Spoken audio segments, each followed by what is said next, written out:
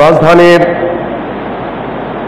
মোহাম্মদপুরস্থ আল আমিন জামে মসজিদে উপস্থিত সম্মানিত নারী ও পুরুষ মুসল্লিয়ানগণ এবং প্রচার যন্ত্রের মাধ্যমে সারা দেশের এবং সারা দুনিয়ার যে সকল দর্শক এবং শ্রোতাগণ আমাদের এই জুমার খুতবার দৃশ্য দেখতে পাচ্ছেন এবং বক্তব্য শুনতে পাচ্ছেন, তাদের সামনে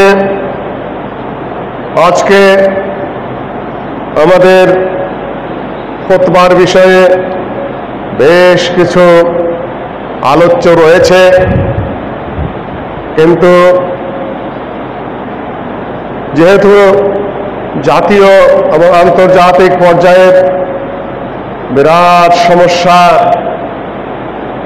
করোনা ভাইরাস বা কোভিড-19 যে কোনো নামেই একে নামাঙ্কিত করা হোক না কেন, সারা পৃথিবী এই রোগটা ছেয়ে নিয়েছে।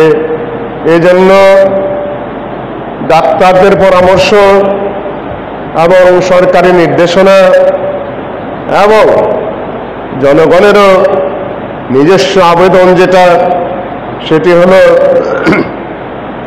গণজমায়েত না হওয়া, বেশি লোক একত্রিত না হওয়া, 3 ফুটের কাছাকাছি না থাকা, একজন থেকে আরেকজনের দূরত্ব বজায় রাখা, স্বাস্থ্যসম্মত বিধি পালন করা,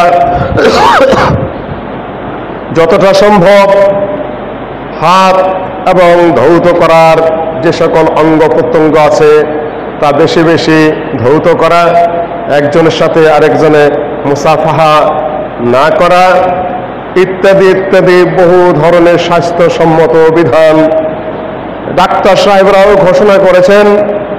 এবং বসবাসস্থল এবং বসার জায়গা, মানুষের যেখানে মানুষ এই ওঠা বসা করে সে জায়গাগুলো পরিষ্কার পরিচ্ছন্ন রাখা, জীবাণুমুক্ত রাখা ইত্যাদি ইত্যাদি বিধিবিধানগুলো আগের থেকে জারি ছিল।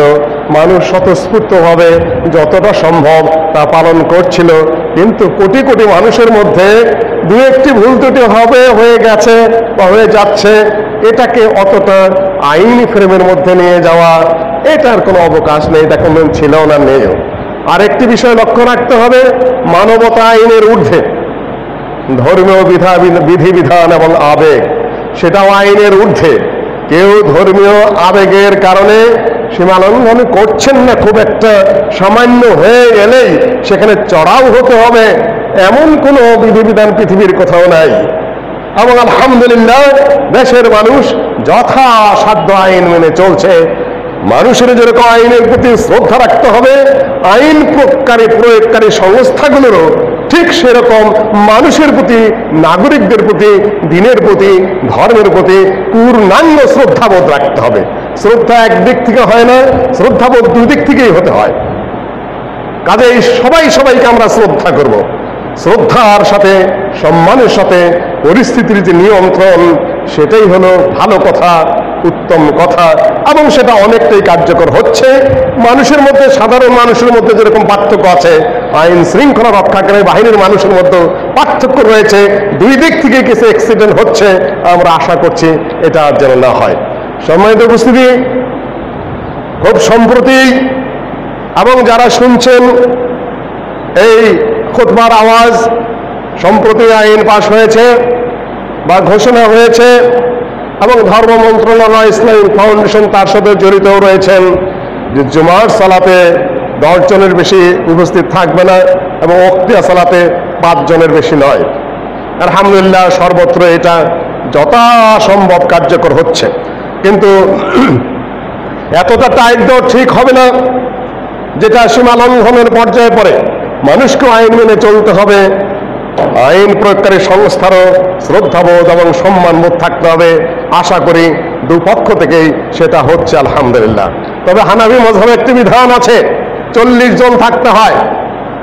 একটা বিশাল মসজিদ, ফাঁকা জায়গা আছে।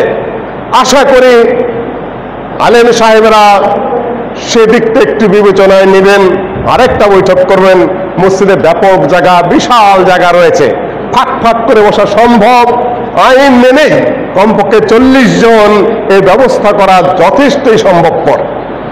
আর যদি একটা মসজিদে জামাতও করতে হয়, ছোটখাটো জামাতও, ইমাম থাকেন, মুয়াজ্জিন থাকেন, খাদেম থাকেন, মোতাওয়ালি থাকেন, আশপাশের একান্ত ব্যক্তি থাকেন, সেখানে 10 জনের কোনো অবস্থাতেই উঠতে সম্ভবপর হয় না।